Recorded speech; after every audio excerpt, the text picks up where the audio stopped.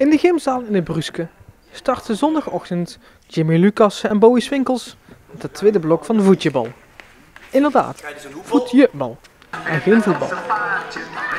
Voetjebal is een voetbalspeelconcept voor kinderen van 2 tot 5 jaar, wat eigenlijk een voorloper is op het voetbal voordat ze naar de vereniging kunnen.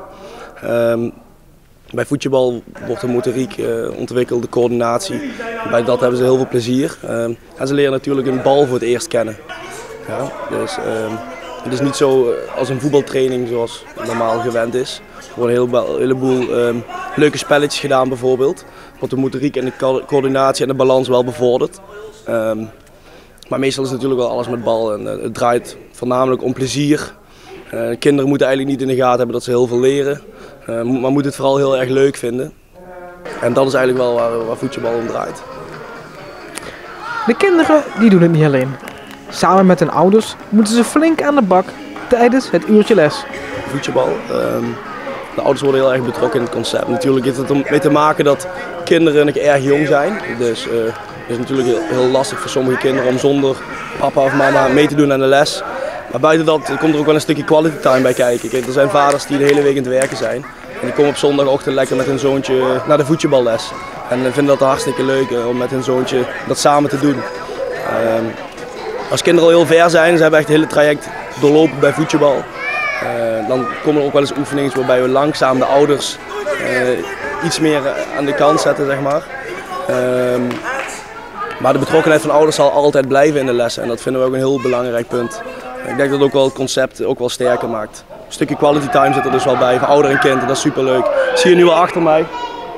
Soms doen het kindje tegen de ouder en dat vinden ze juist heel leuk om dat te doen. Dus.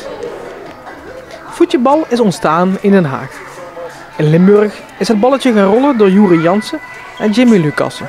In Venlo zijn zij gestart en nu hebben ze ook Venray weten te vinden. We zitten nu 2 groepjes.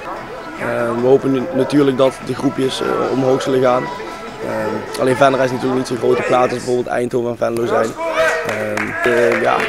Ieder kindje is natuurlijk welkom. We merken wel dat we heel veel kinderen uit Venray zelf hebben.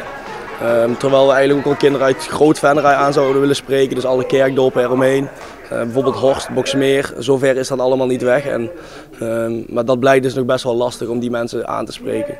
Ook voor die mensen is het vaak maar 10 minuutjes rijden om hier te komen. Kijk, we hebben 1 kindje uit Blitterswijk, we hebben 1 kindje uit Sambeek. Dus er zijn er wel wat kindjes die daar misschien vriendjes het kunnen vertellen. Maar het is en blijft lastig natuurlijk. Maar daar hopen we wel in de toekomst nog iets meer leden aan over te houden. Dus aan de dorpen rondom Venray.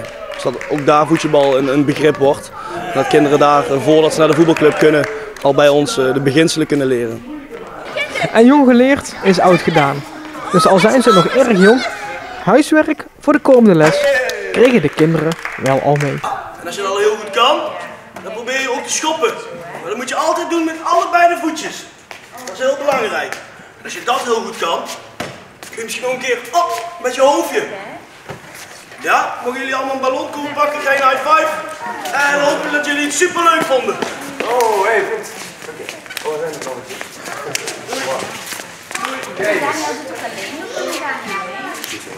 Doei jongens. Een ballonnetje bij Bowie? Doei. Bij Bowie, ja. Vond je het ook leuk?